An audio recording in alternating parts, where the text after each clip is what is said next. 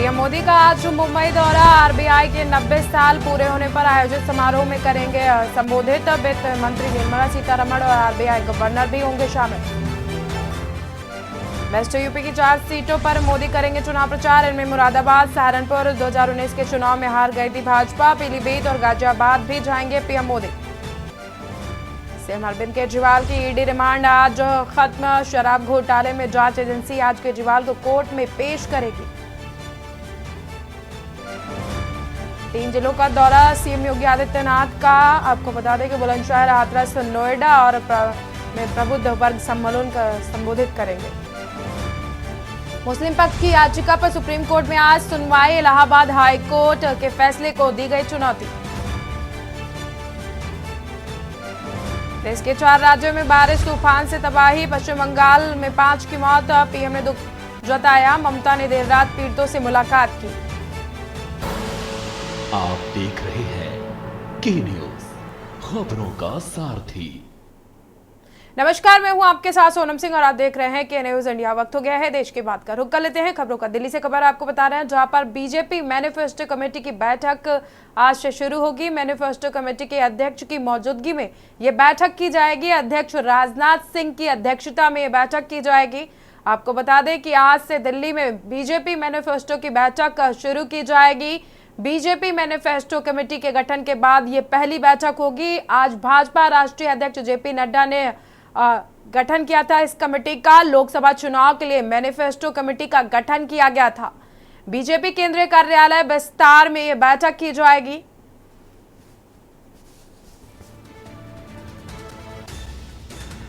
BJP manifesto committee के गठन के बाद पहली बार यह बैठक की जा रही है। बीजेपी केंद्रीय कार्यालय विस्तार में यह बैठक की जाएगी। भाजपा राष्ट्रीय अध्यक्ष जेपी नड्डा ने इस कमेटी का गठन किया था। लोकसभा चुनाव के लिए मैनिफेस्टो कमेटी का गठन किया गया।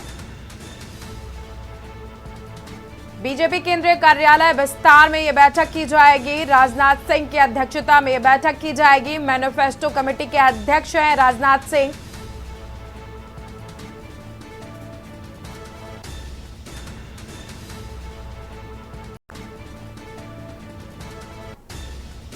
इसी खबर पर हमारे साथ जुड़ चुके हैं प्रवेश शर्मा दिल्ली से। प्रवेश, आज बीजेपी की मैनिफेस्टो कमेटी की बैठक है और क्या कुछ तैयारियां चल रही हैं इस बैठक को लेकर के?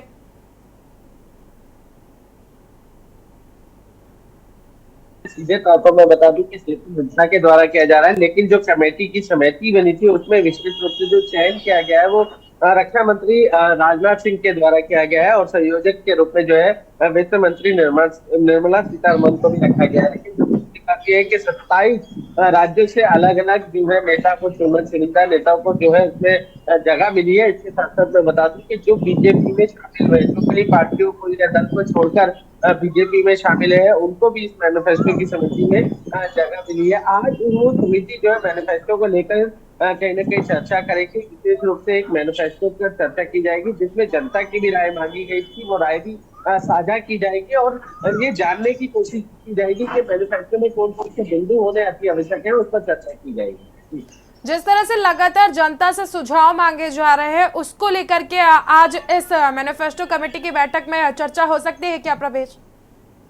बिल्कुल, देखिए सुझाव मांगे गए थे और सुझाव आए भी हैं और सुझाव को लेकर भी कहीं ना कहीं जो है इसमें चर्चा की जाएगी। और मैं विशेष रूप से बता दूं कि एक रूपरेखा तैयार की जा रही है जिसमें ये देखना है कि कौन कौन से बिंदुओं को बीजेपी को विशेष रूप से अपने मैनिफेस्टो में जगह देती है, जनता कौन से बिंदुओं को चाहती है, जनता की ऐसी कौन से मांगे हैं या विशेष रूप से कौन से जनता के कौन सा बिंदु है जिसको लेकर वो केंद्रित होना चाहती है, उसको मैनिफेस्टो में जगह देने के लिए 27 लोगों की जो कमेटी है उस पर चर्चा करेगी और कहीं ना कहीं उसके बाद इस पर अमला जामा जो है सीधे तौर पर बीजेपी के राष्ट्रीय अध्यक्ष जेपी नड्डा बनाते हुए नजर आए। प्रवेश, किन किन बिंदुओं पे इस मैनिफेस्टो कमेटी की बैठक में किन किन बिंदुओं पर राजनाथ सिंह की अध्यक्षता में चर्चा हो सकती है और तमाम सदस्य भी इस बैठक में शामिल होंगे?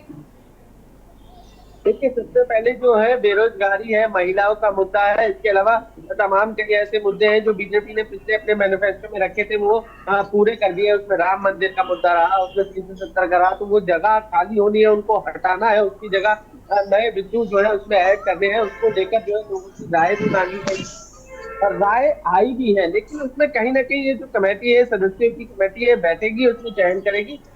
इसकी अध्यक्षता राजनाथ सिंह के साथ साथ जेपी नड्डा भी रहेंगे और दोनों जो कहीं ना कहीं मैं विशेष रूप से कह रहा हूँ, चर्चा के बाद इनके जो बिंदु है उनको शामिल करते हुए नजर आएंगे। प्रवेश, जिस तरह से देखा जा रहा था कि पिछले मैनिफेस्टो की बैठक जो हुई थी उसमें राम मंदिर का एजेंडा शामिल किया गया था, अब राम मंदिर का एजेंडा तो पूरा हो चुका है और विपक्ष लगातार कह रहा है कि सिर्फ धर्म की राजनीति पर जो है वो जनता के बीच कोई भी पार्टी नहीं जा सकती। तो क्या इस बार बीजेपी नई रणनीति के साथ इस बैठक में चर्चा करेगी? क्या महंगाई, बेरोजगारी और तमाम ऐसे मुद्दे हैं जिन पर विपक्ष सरकार को घेरता रहा, क्या उन मुद्दों पर आज चर्चा होगी?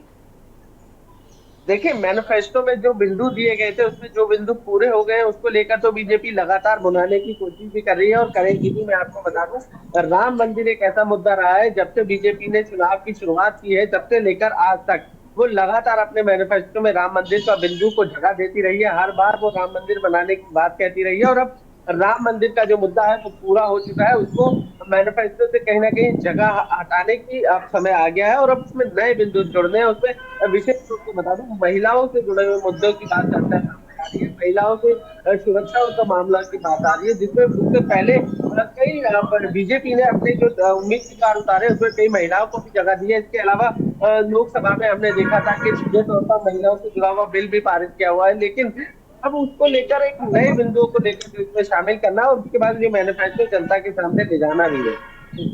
जी प्रवेश, कुल मिलाकर आज मैनिफेस्टो में कई मुद्दों पर चर्चा होगी। आपको बता दें कि बीजेपी कार्यालय पर दिल्ली में ये बैठक की जाएगी। बीजेपी मैनिफेस्टो कमेटी के गठन के बाद पहली बैठक है ये, जिसमें आज राजनाथ सिंह की अध्यक्षता में बैठक की जाएगी।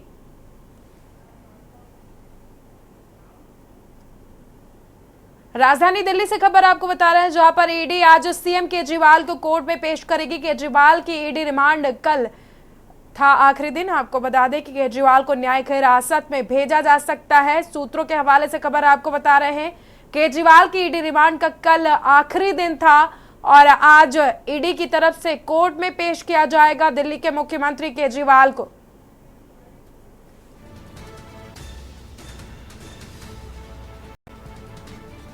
दिल्ली से खबर आपको बता रहे हैं, जहां पर ईडी आज सीएम केजरीवाल को कोर्ट में पेश कर सकती है। केजरीवाल की ईडी की रिमांड खत्म हुई है, केजरीवाल को न्यायिक हिरासत में भेजा जा सकता है। सूत्रों के हवाले से खबर सामने आ रही है।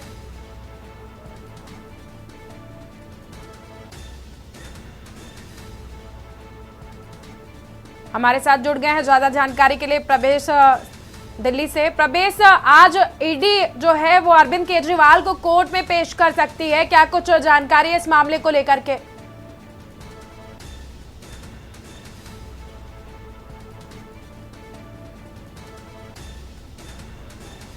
प्रवेश, आप अनम्यूट करें।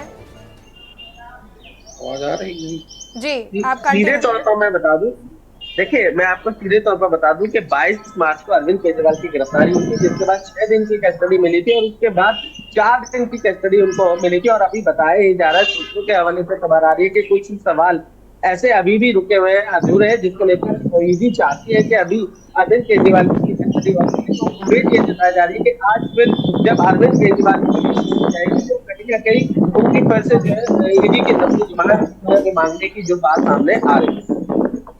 प्रवेश, कल एक मंच पे विपक्ष इकट्ठा हुआ और इस गिरफ्तारी का इतना विरोध किया गया, बावजूद इसके कल आज आखिरी दिन था जब उनका कल रिमांड का, और आज ईडी उनको कोर्ट में पेश करेगी और सूत्रों के हवाले से खबर है कि उनको न्यायिक हिरासत में भेजा जा सकता है। तो जो विपक्ष विरोध कर रहा था उसका क्या असर दिखाई दे रहा है? देखिए, सीधे तौर पर कल विपक्ष ने दिल्ली के रामलीला मैदान पर एकजुट होकर कहीं ना कहीं ये दिखाने की कोशिश की थी कि अरविंद केजरीवाल वो गलत है और एकजुट है और उसके खिलाफ एकजुट होकर को आवाज उठाना है और इसी तरीके से वो आगे भी आवाज उठाता रहेगा। लेकिन सबसे बड़ी बात है कि जिस तरीके से ये प्रदर्शन हुआ उसके बाद मेरठ में जो है खुद प्रधानमंत्री मोदी ने जो है वहां से भी एक संबोधन किया, जिसमें दोनों तरफ से मैं सीधे तौर पर कहूँ कहीं ना कहीं वार होते हुए नजर आए। लोकसभा चुनाव करीब है, पूरा इंडिया गठबंधन चाहता है कि इस बार लोकसभा चुनाव में वो बाजी मारे। कहीं ना कहीं वो चाहते हैं कि इस बार जो है प्रधानमंत्री मोदी को सत्ता से बाहर किया जाए, और यही वजह थी कि विशेष रूप से जो 28 दल जो थे वो इंडिया गठबंधन में जुड़े हुए हैं, और वो वहां पर मौके पे पहुंचे भी थे। कई तरीके के तीखे प्रहार जो है प्रधानमंत्री मोदी पर किए भी गए थे, लेकिन उसके बावजूद जब प्रधानमंत्री मोदी ने शाम 4 बजे के आसपास मेरठ में अपने संबोधन की शुरुआत, तो उसमें कहीं ना कहीं कांग्रेस के द्वारा जो द्वीप है, जो श्रीलंका को जो है गिफ्ट देना था, उसको लेकर चर्चा करते हुए कहीं ना कहीं कांग्रेस को घेरने की कोशिश की थी। जी प्रवेश, जिस तरह से आम आदमी पार्टी की तरफ से लगातार कहा जा रहा है कि केजरीवाल के दिल में जनता रहती है और जनता के दिल में केजरीवाल, तो दिल्ली के जो जनता है दिल्ली की, उसके मन में इस समय क्या चल रहा है, क्या कुछ देखने को मिल रहा है केजरीवाल की गिरफ्तारी के बाद?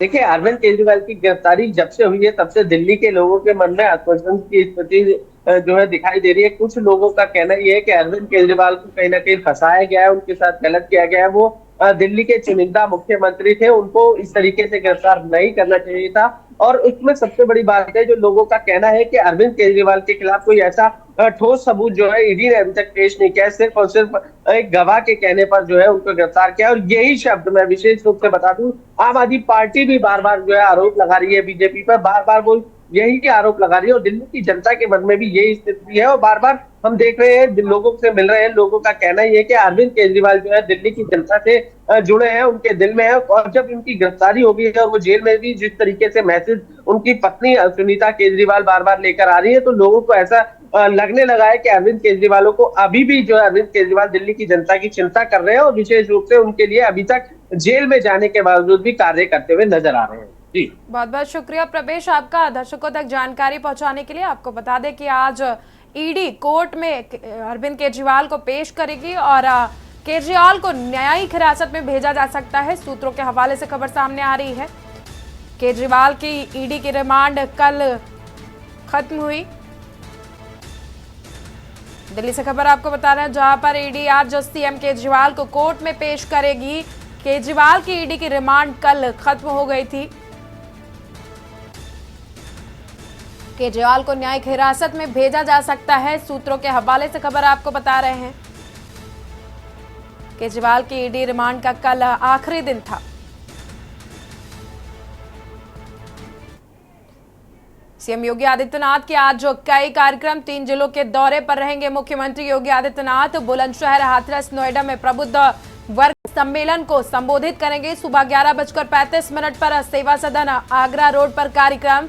हाथरस जनपद से बुलंदशहर के लिए सीएम होंगे रवाना। 1:40 पर निकुंज हॉल नुमाइश मैदान में सम्मेलन को संबोधित करेंगे मुख्यमंत्री। बुलंदशहर जिले से ग्रेटर नोएडा के लिए रवाना होंगे। दोपहर 3:40 पर नोएडा में प्रबुद्ध वर्ग सम्मेलन को संबोधित करेंगे मुख्यमंत्री।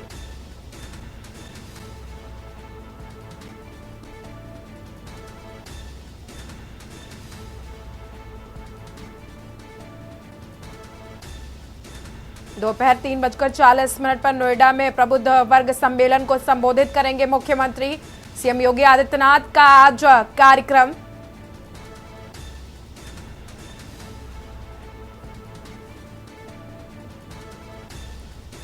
इसी खबर पर ज्यादा जानकारी के लिए हमारे साथ जुड़ चुके हैं अनिल मीणा। अनिल, आज मुख्यमंत्री का बुलंदशहर और ग्रेटर नोएडा के साथ एक और जिले का दौरा है और वहां पर प्रबुद्ध वर्ग सम्मेलन को संबोधित करेंगे। क्या कुछ तैयारियां चल रही हैं सीएम के कार्यक्रम को लेकर?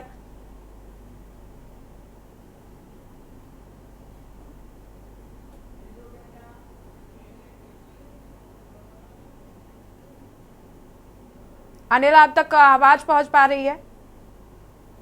ये देखिए, आवाज आ रही है।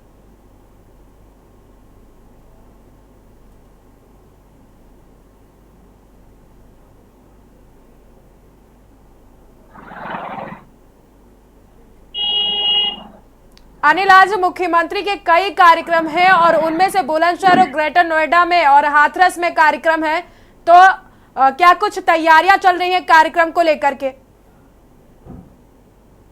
आपको बता दूं, जनपद बुलंदशहर में मुख्यमंत्री योगी आदित्यनाथ का उड़न कुठर लगभग 1 बजे पुलिस लाइन में उतरेगा। और अगर बात की जाए तो सबसे पहले जो मुख्यमंत्री का कार्यक्रम है वो हाथरस का है। हाथरस के बाद मुख्यमंत्री का कार्यक्रम जनपद बुलंदशहर में है और प्रबुद्ध वर्ग सम्मेलन को संबोधित करेंगे। प्रबुद्ध सम्मेलन को संबोधित करने के बाद में जो बुलंदशहर से ग्रेटर नोएडा के लिए प्रस्थान करेंगे। अगर बात की जाए जनपद बुलंदशहर में, तो जनपद बुलंदशहर में लगातार प्रशासन ने तैयारियां पूरी कर ली है और प्रशासन की तरफ से जो चप्पे चप्पे पर पुलिस बल तैनात किया गया है। और अगर बात की जाए बीजेपी के कार्यकर्ताओं को, तो बीजेपी कार्यकर्ताओं में भी काफी उत्साह देखने को मिल रहा है। अगर बात की जाए प्रबुद्ध वर्ग सम्मेलन में, तो इसमें जो सीए है, अकाउंटेंट, चार्टेड है, वकील है, डॉक्टर है और जो व्यापारी वर्ग के लोग हैं उनको ज्यादातर इसमें सम्मिलित किया गया है। क्योंकि जो बीजेपी के जो नेताओं का, मुख्यमंत्री का जो मानना है, उनका मानना ये है कि जो जनता, जो अधिकांश जो जनता जुड़ी हुई है वो जो पढ़े लिखे लोग हैं, जो समाज सेवी है, उनसे ज्यादा जुड़ी हुई है। तो इस वजह जो बीजेपी की जो एक नीति है वो कहीं ना कहीं एक बहुत ही अच्छी नीति है। क्योंकि जो जिस तरह से जमीनी स्तर के जो लोग हैं, जो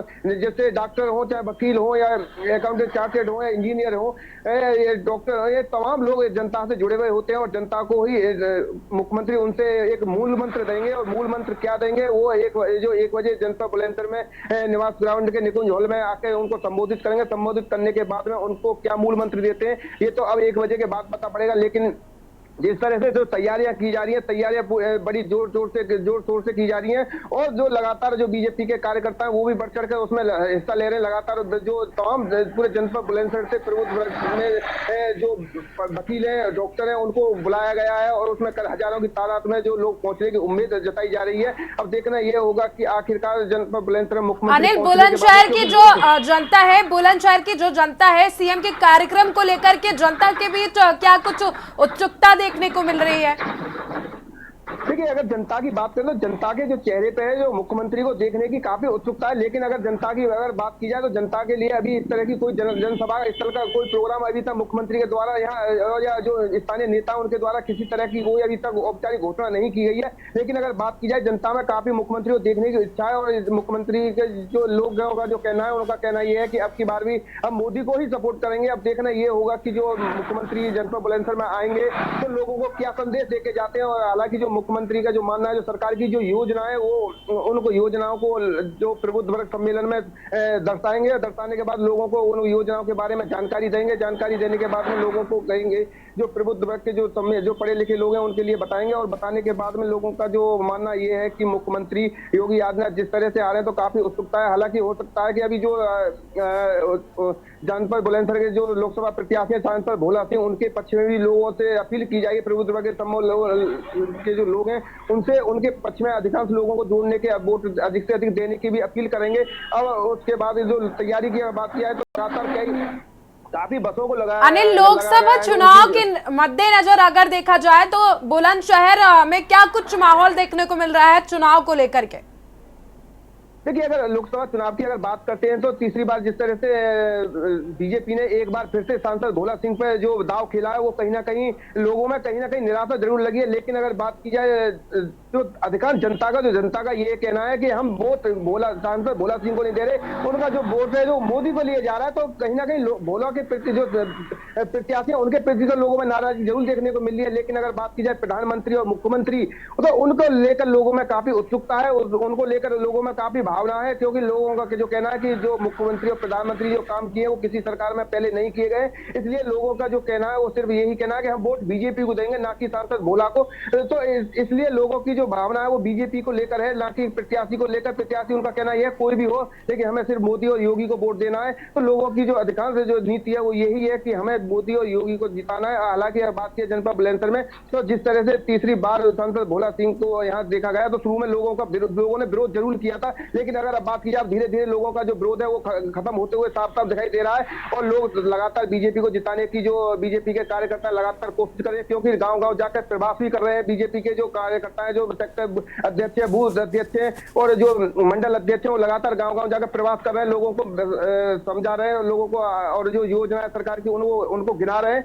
तो कहीं ना कहीं लोगों में देखा जा रहा है कि लोगों में काफी उत्सुकता है। अब देखना ये होगा कि मुख्यमंत्री जिस तरह से प्रबुद्ध वर्ग सम्मेलन को जो संबोधित करेंगे, उसके प्रशासन जनता के लिए, जनता बुलंदशहर की जनता के लिए क्या संदेश देके जाते हैं कि हो सकता है कि आने वाले समय में 26 जनवरी को जो चुनाव होगा उससे पहले हो सकता है कि मुख्यमंत्री की शायद एक आध रैली और जनता बुलंदशहर में ना हो जाए, क्योंकि लगातार लोगों का जो यही इच्छा है कि मुख्यमंत्री को दोबारा वो जनता सुनना चाहती है। तो अब आज के बाद क्या संदेश मुख्यमंत्री का जो जनता को मिलेगा वो तो अब आने वाला वक्त पता है, लेकिन फिलहाल की अगर बात की जाए तो जनपद बुलंदशहर के जो प्रबुद्ध वर्ग के जो लोग हैं उसमें जो पहुंच रहे हैं, डॉक्टर हैं, इंजीनियर हैं या वकील हैं, उनमें भी काफी उत्सुकता देखने को मिली है मुख्यमंत्री को सुनने के लिए, उनमें भी काफी इच्छा है। तो काफी तादाद में वहां लोग एकत्रित होंगे और निवास में अगर ग्राउंड की बात की जाए तो उसमें चप्पे चप्पे पर पुलिस बल तैनात किया गया है, किसी तरह की कोई भी कमी नहीं छोड़ी गई है। प्रशासन ने तैयारियां पूरी कर ली है, क्योंकि कोई भी वहां बिना चेकिंग के कोई भी नहीं जाएगा, क्या चाहे मीडिया कर्मी हो। मीडिया के लिए जो पास है, मीडिया के लिए वो बीजेपी के खुद ही जो जिलाध्यक्ष है उसने पास जारी किए हैं और उन्हीं पासों के द्वारा, ना कि किसी अधिकारी के द्वारा कोई पास जारी किया गया है। सिर्फ अधिकारियों का सिर्फ यही कहना है कि जो बिना पास के कोई भी किसी भी व्यक्ति को एंट्री नहीं की जाएगी, चाहे वो बीजेपी का कार्यकर्ता हो या बीजेपी का नेता हो। तमाम जितने भी लोग हैं सबके लिए पास जारी किए गए हैं और पास के बाद ही जो प्रबुद्ध वर्ग सम्मेलन विभाग ग्राउंड का जो निकुंज हॉल है उसमें अंदर प्रवेश करने दिया जाएगा। कई जगह चेकिंग की जाएगी, क्योंकि 4 जगह बैरिकेडिंग लगाई गई है, चारों जगह चेकिंग करने के बाद ही सभी को प्रवेश करने दिया जाएगा। तो मुख्यमंत्री के आने को लेकर लगातार प्रशासन ने तैयारियां की है और बुलंदशहर की बात की तो जनता में भी काफी उत्साह देखने को मिल रहा है। अगर लोगों की बात की जाए तो लोगों में, क्योंकि आज जो मुख्यमंत्री के 3 कार्यक्रम है, क्योंकि सबसे पहले मुख्यमंत्री का कार्यक्रम हाथरस में, हाथरस के बाद में जनपद बुलंदशहर में करीब 1 बजे उनका पुलिस लाइन में हेलीकॉप्टर उतरेगा। उतरने के बाद में करीब 1 घंटे जनपद बुलंदशहर में मुख्यमंत्री रुकेंगे, उसके बाद में वो ग्रेटर नोएडा में अनिल बहुत बहुत शुक्रिया आपका दर्शकों तक जानकारी पहुंचाने के लिए। कुल मिलाकर मुख्यमंत्री के कार्यक्रम को लेकर के तैयारियां जोरों पर हैं और वहां पर नेता और कार्यकर्ता, बीजेपी के जो नेता कार्यकर्ता हैं वो तैयारी में जुटे हैं। फिलहाल रुकते हैं एक छोटे से ब्रेक के लिए। आप देख रहे हैं के न्यूज, खबरों का सारथी। ब्रेक के बाद वापस से रुक कर लेते हैं खबरों का। प्रयागराज से खबर आपको बता रहे हैं, जहां पर श्री कृष्ण जन्मभूमि और शाही ईदगाह मामले में जुड़ी खबर है। मथुरा कोर्ट में दाखिल 18 मामलों में सुनवाई चल रही है। सभी मामलों की एक साथ हाई कोर्ट में सुनवाई चल रही है। आज दोपहर 2 बजे के बाद हाई कोर्ट में सुनवाई होगी। शाही ईदगाह कमेटी के वकील आज कोर्ट में अपना पक्ष रखेंगे। जस्टिस मयंक कुमार जैन की सिंगल बेंच सुनवाई करेगी मामले की। शाही ईदगाह परिसर की जमीन मंदिर ट्रस्ट को सौंपने की मांग की जा रही है। ईदगाह कमेटी पूजा स्थल अधिनियम 1991 को दे रही है हवाला।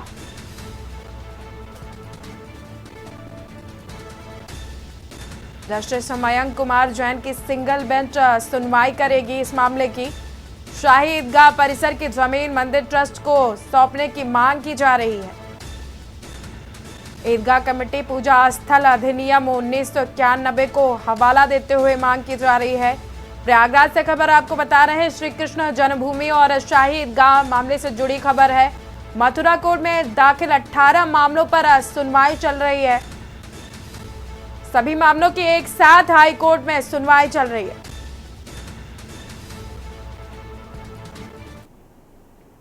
रायबरेली से खबर आपको बता रहे हैं, जहां पर एक ही गांव के 7 लोगों की मौत से मातम का माहौल है। बीते 20 दिनों से रहस्यमयी तरीके से लोगों की मौतें हो रही हैं। ग्रामीणों ने स्वास्थ्य विभाग से जांच की मांग की है। 50 से 60 वर्ष की आयु के लोगों की मौतें हो रही हैं। सीएमओ के आदेश पर मृतकों की कराई जाएगी जांच। बीमारी बताई जा रही है मौत की वजह। सीएमओ सलोन तहसील क्षेत्र के डांडी गांव का यह पूरा मामला है। आपको बता दें कि सलोन तहसील क्षेत्र में लगातार 7 लोगों की मौत से मातम का माहौल है। बीमारी बताई जा रही है मौत की वजह, सीएमओ की तरफ से कहा गया। सलोन तहसील क्षेत्र के डांडी गांव का यह पूरा मामला है, जहां पर लगातार 7 लोगों की रहस्यमयी तरीके से मौत हुई है। 7 लोगों की मौत के बाद पूरे गांव में मातम का माहौल है। बीते 20 दिनों में रहस्यमयी तरीके से मौतें हो रही हैं। ग्रामीणों ने स्वास्थ्य विभाग से जांच की मांग भी की है। 50 से 60 साल की आयु के लोगों की मौतें हो रही हैं, रहस्यमयी तरीके से मौतें हो रही हैं।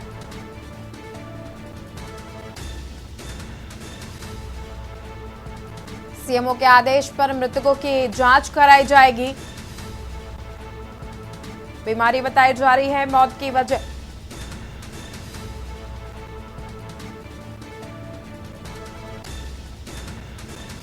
सलोन तहसील क्षेत्र का पूरा मामला है, जहां पर एक ही गांव के 7 लोगों की मौत से मातम का माहौल। बीते 20 दिनों से रहस्यमयी तरीके से मौतें हो रही हैं। ग्रामीणों ने स्वास्थ्य विभाग से जांच की मांग की है। 50 से 60 साल की आयु के लोगों की रहस्यमयी तरीके से मौत हो रही है।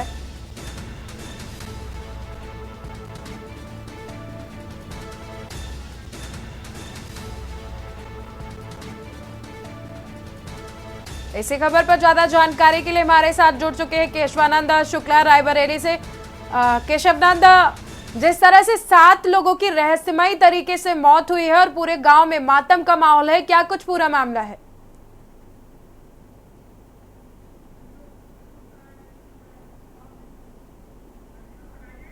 अनम्यूट करें केशवानंद।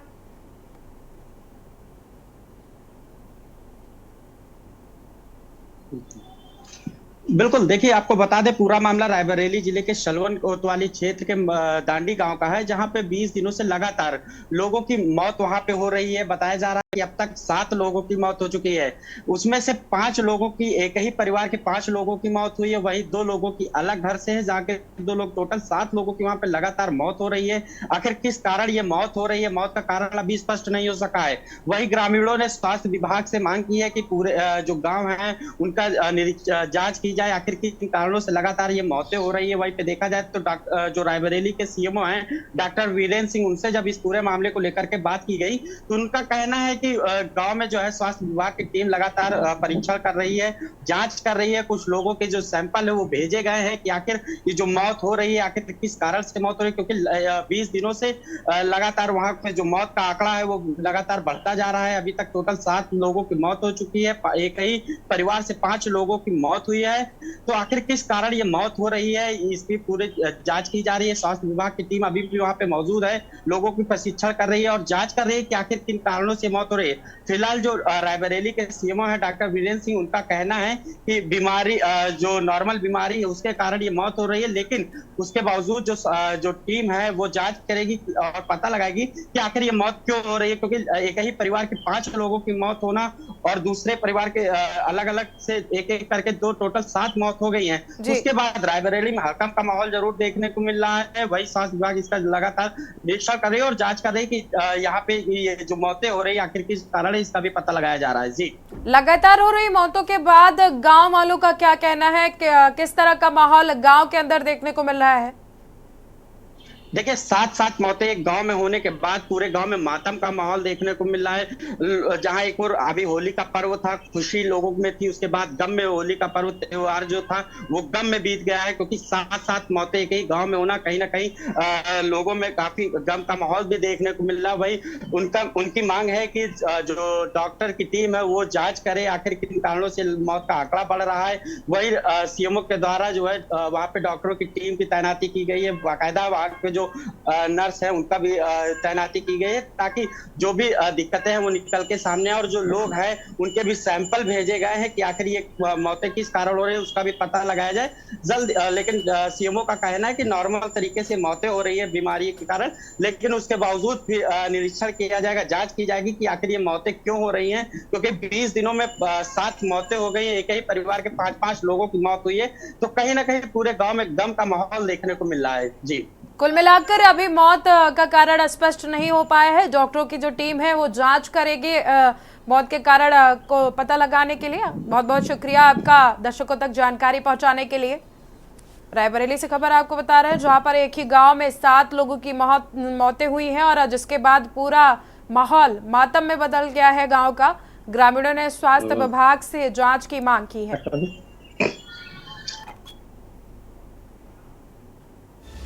बुलंदशहर से खबर आपको बता रहे हैं, जहां पर गंगा नदी पर बन रहे पुल के बिम गिरने का मामला सामने आया है। 3 बिम गिरने के मामले की शासन ने जांच शुरू की है।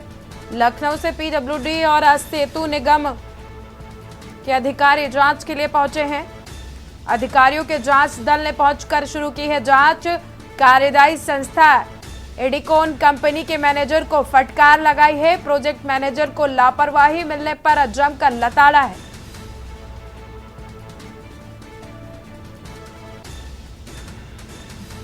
बिम के लिए सैंपल जांच के लिए भेजी गई है और जांच के बाद कार्रवाई होगी। गजरौला से वीरमपुर तक बनाया जा रहा था पुल, जहां पर पुल के 3 बिम गिरे हैं और उसकी जांच शासन की तरफ से शुरू कर दी गई है। बुलंदशहर से खबर आपको बता रहे हैं, जहां पर गंगा नदी पर बन रहे पुल के बिम गिरने का मामला सामने आया है। 3 बिम गिरने से मामले की शासन ने जांच शुरू कर दी है। लखनऊ से पीडब्ल्यूडी और सेतु निगम के अधिकारी मौके पर पहुंचे हैं। अधिकारियों के जांच दल ने पहुंचकर जांच शुरू की है। कार्यदायी संस्था एडिकोन कंपनी के मैनेजर को जमकर फटकार लगाई है। प्रोजेक्ट मैनेजर की लापरवाही मिलने पर जमकर लताड़ा है।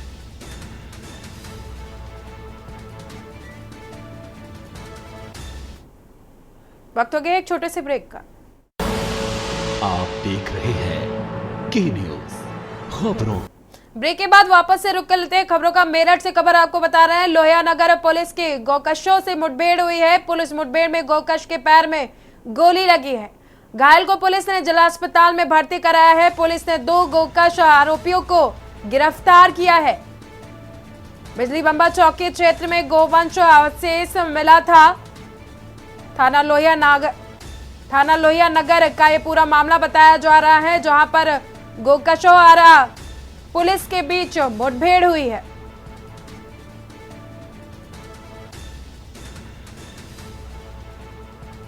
पुलिस ने 2 गौकशों को गिरफ्तार किया है। बिजली बंबा चौकी क्षेत्र के गोवंश क्षेत्र में गोवंश मिला था, जिसके बाद पुलिस की तरफ से कार्रवाई की गई है। थाना लोहिया नगर क्षेत्र का यह पूरा मामला बताया जा रहा है। लोहिया नगर पुलिस की गौकशों से मुठभेड़ हुई है।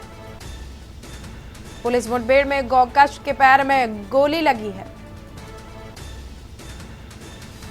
घायल को पुलिस ने जिला अस्पताल में इलाज के लिए भर्ती कराया है। पुलिस ने 2 गौकश आरोपियों को गिरफ्तार किया है।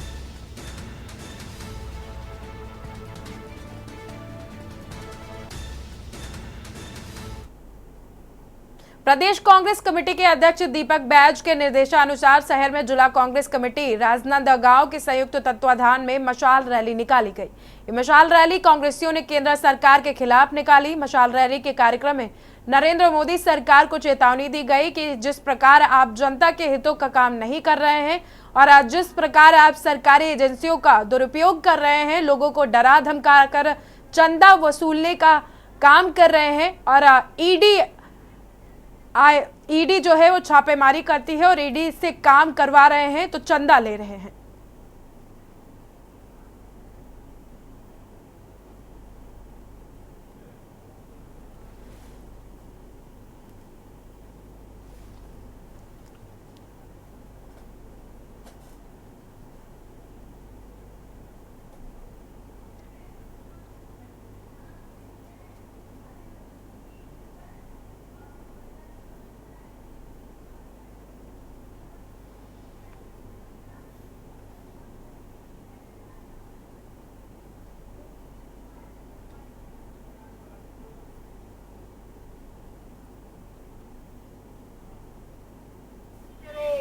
खबर भोपाल से, जहां पर शहर में आचार संहिता लागू होने के बाद भी शराब कारोबारी पर कोई असर नहीं पड़ रहा है।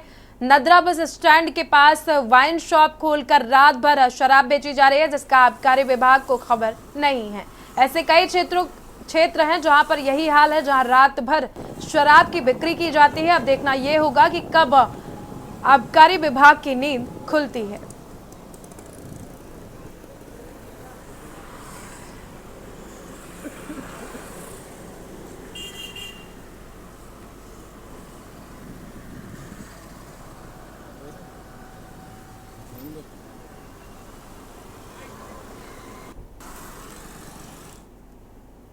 रानीगांव में ठिकरिया मार्ग पर रविवार को एक व्यक्ति का शव नीम के पेड़ पर रस्सी से लटकता हुआ मिला। सूचना मिलते ही परिजन आक्रोशित हो गए और पुलिस को शव उतारने से मना कर दिया। लोगों ने आरोप लगाया कि मृतक की बेटी की गुमशुदगी के 25 दिन पहले मावाता चौकी पर एफआईआर दर्ज कराई गई थी, लेकिन पुलिस ने कोई कार्रवाई नहीं की, जिससे आहत होकर व्यक्ति ने फांसी लगा ली। जवारा सीएसपी समेत थाना प्रभारी परिजन को समझाने पहुंचे, लेकिन परिजन नहीं माने। सीएसपी के सामने समझाने पर 8 घंटे बाद परिजन माने। आक्रोशित परिजनों ने थाना प्रभारी पर कार्रवाई की मांग की है।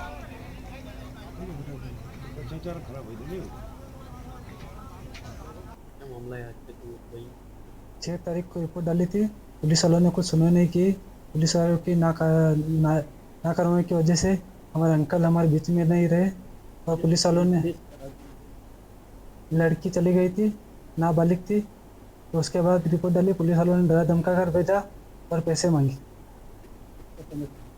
ये 6 तारीख को गई थी लड़की। आज कितना टाइम हो गया? आज 31 तारीख हो गई।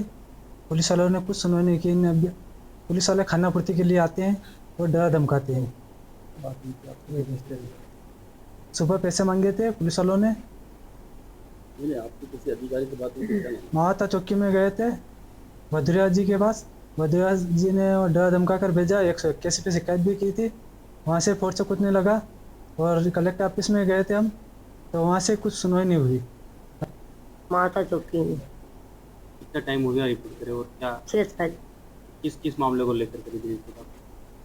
सर वो नानी जाती थी, तुम्हारी रिपोर्ट की थी, तो आप ढूंढीन लाओ तो के हाँ वांगा नाई कौन ने वहाँ जाओ चौकी में तो ललकारी नवाड़े मान न मान कहीं होने भी कौन।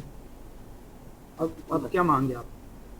हमारी मांग है सब के अब मां नानो तो जाते ही रहो। आज जब मान कमाइन खवड़ कौन मां नाना नाना सोना कई भी माते कई काम भी है तो मानी मांग यह है कि मनी बधो जान मानी रेवा। लोकसभा चुनाव को लेकर बीजेपी ने लोकसभा संचालक कमेटी बैठक को लेकर रणनीति बनाना शुरू कर दिया है। लोकसभा संचालक कमेटी की बैठक लेने प्रदेश के उप मुख्यमंत्री विजय शर्मा जांजगीर पहुंचे और बीजेपी कार्यालय में आयोजित बैठक में शिरकत की। विजय शर्मा ने मीडिया से चर्चा करते हुए लोकसभा चुनाव में बीजेपी की जीत का दावा किया है।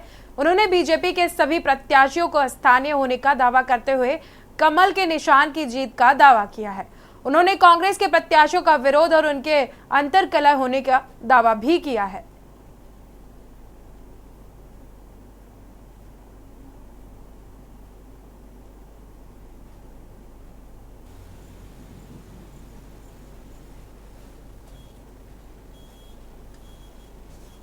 दो दिवसीय प्रवास है और आने वाले समय में अनेक दिवसीय प्रवास हो। हम लोग यहीं रहेंगे, चुनाव को पूरी ताकत से लड़ेंगे और जीतेंगे। माननीय नरेंद्र मोदी जी को जनता देश का प्रधानमंत्री पुनः चुनना चाहती है और इसलिए हम सब मिलकर के जनता के पास एक बार वोट मांगने के लिए जाना है। उसी कार्य योजना में हम लोग लगेंगे। अभी लोकसभा चुनाव को लेकर प्रत्याशियों को लेकर के भी असमंजस की स्थिति बन रही है। आखिर कौन है, सवाल उठ रहे हैं। कोरबा में भी वही सवाल है, जांजगीर में भी। किस तरह के कौन है आखिर प्रत्याशी, ये जानना चाहते हैं। कांग्रेस के बड़े नेता भी पूछ रहे हैं आखिर ये कौन है। नहीं मतलब जांजगीर में क्या विषय है?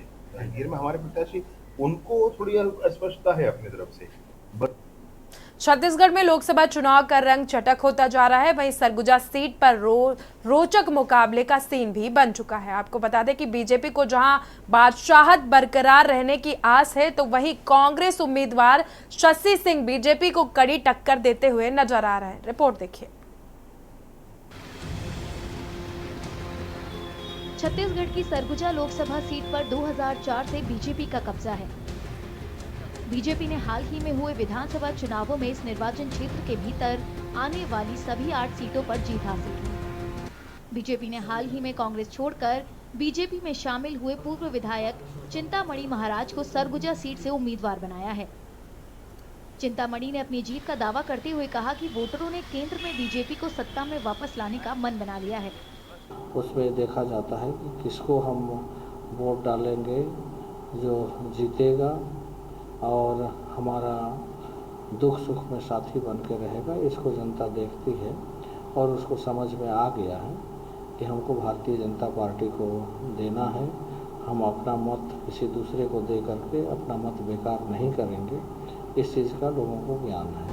हालांकि अनुसूचित जनजाति समुदाय के लिए रिजर्व इस सीट पर कांग्रेस के खराब ट्रैक रिकॉर्ड के बावजूद राजनीतिक विश्लेषक उसकी जीत की संभावनाओं को पूरी तरह से खारिज नहीं करते। विश्लेषकों के मुताबिक सरगुजा लोकसभा सीट से कांग्रेस उम्मीदवार शशि सिंह को बीजेपी के अपने विरोधी उम्मीदवार के मुकाबले कई फायदे हैं। उनका मानना है कि निर्वाचन क्षेत्र के वोटरों में लगभग आधी तादाद महिलाओं की है, जिसका फायदा शशि सिंह को मिलेगा। इसके अलावा वे युवा हैं और इलाके में राजनीतिक असर रखने वाले गौंड समुदाय से आती हैं। सरगुजा जो लोकसभा क्षेत्र है उसमें निश्चित रूप से गौंड जनजाति के जो मतदाता हैं उनकी संख्या सर्वाधिक है और जाति के हिसाब से गौंड जनजाति नंबर 1 पे है, दूसरे नंबर पर कंवर जनजाति है, तीसरे नंबर पर उरांव जनजाति है।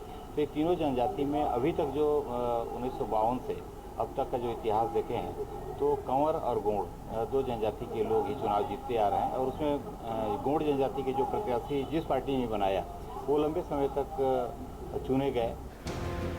शशि सिंह खुद गौंड जनजाति से होने के फायदे को नकारती नहीं है। हालांकि उनका कहना है कि कांग्रेस एक ऐसी पार्टी है जो सभी समुदाय के लोगों का प्रतिनिधित्व करती है।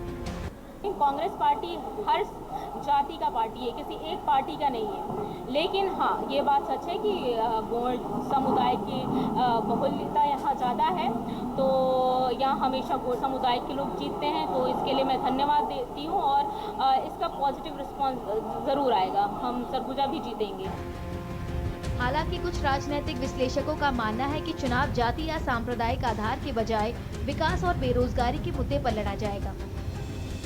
एयरपोर्ट है, रेलवे लाइन है, यातायात के सुगम साधन के अधोसंरचना बनाने होंगे, ये प्रमुख मुद्दा होगा।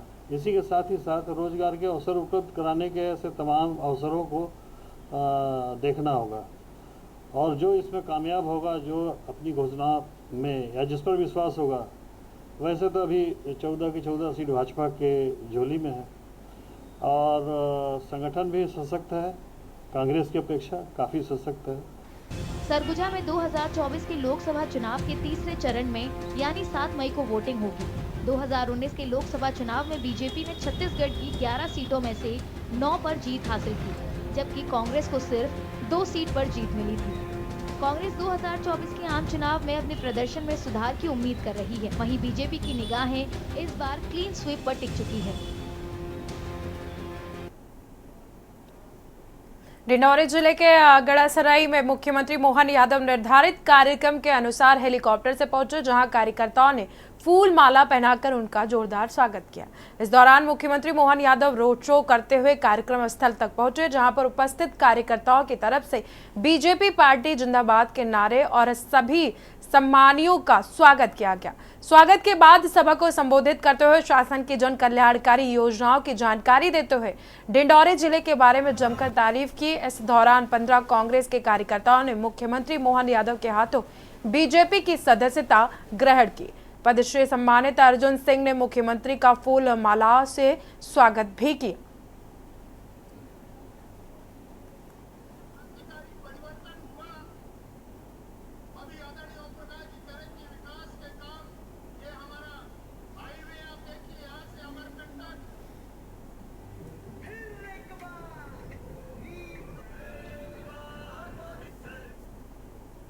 मंडला लोकसभा क्षेत्र के भाजपा प्रत्याशी फग्गन सिंह कुलस्ते के समर्थन में जनसभा को संबोधित और जनता से वोट मांगने प्रदेश के मुखिया और मुख्यमंत्री डॉक्टर मोहन यादव पहुंचे मंडला। वहीं हेलीपैड स्थित भाजपा जिला अध्यक्ष, पदाधिकारियों और कार्यकर्ताओं ने उनका भव्य स्वागत किया।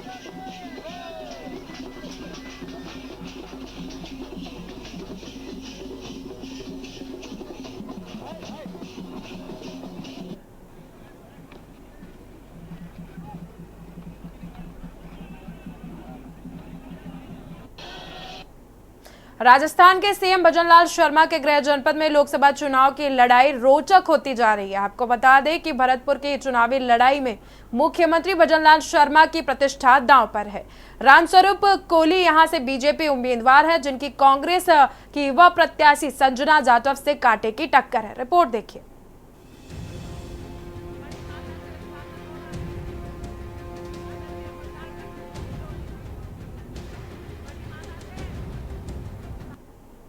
नायब सैनी रविवार को यमुनानगर में पार्टी प्रत्याशी बंतो कटारिया के समर्थन में विजय संकल्प रैली को संबोधित कर रहे थे। उन्होंने कहा कि देश के अंदर 10 सालों में जनता के लिए अभूतपूर्व कार्य किए गए हैं। उन्होंने आगे कहा कि देश को एक नई दिशा देने का काम प्रधानमंत्री जी ने किया है।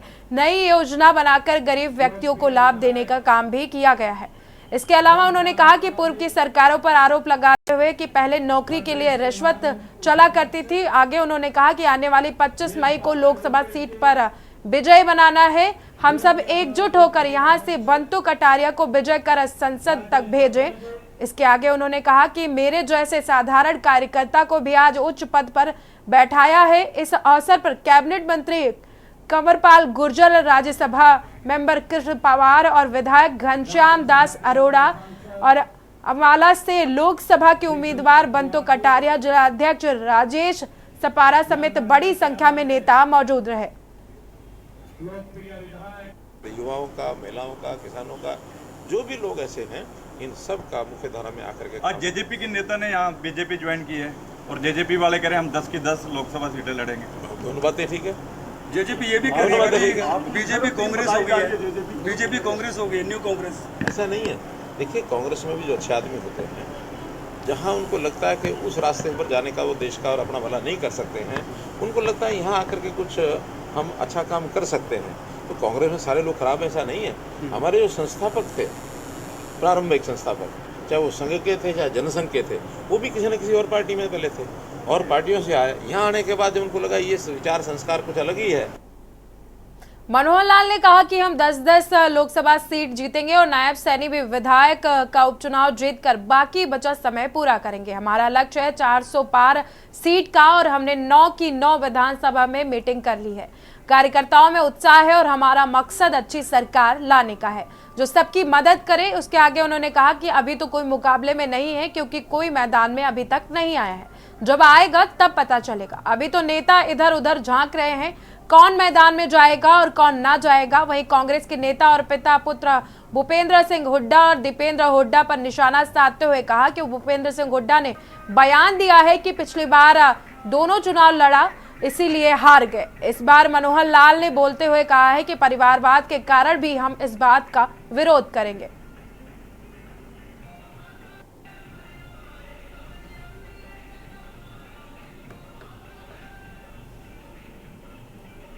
फिलहाल इस बुलेटिन में इतना ही। देखते रहिए के न्यूज इंडिया।